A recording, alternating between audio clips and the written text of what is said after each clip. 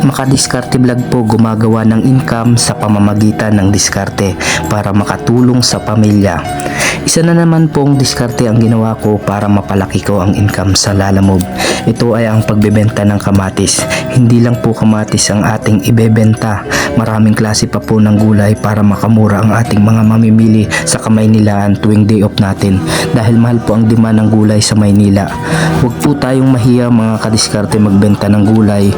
Mas nakakaya hindi po natin na ibibigay ang pangangailangan ng ating pamilya. Oo nga pala mga kadiskarte, laging gising na ako ng alas 3 ng umaga para maaga ang blessing. Dahil taga San Pablo tayo mga kadiskarte, nag-double book ako. Ito ay ang Kalawan to Santa Rosa at saka Kalawan to Parañaque. At yung ibang dalawang booking sa Maynila na po ako nag-book para mas mapalaki-laki ko po ang income ko.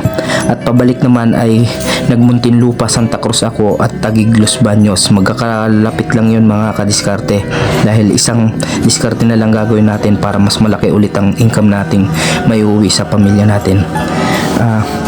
Umuwi na rin ako mga kadiskarte at baka ako gabihin sa daan.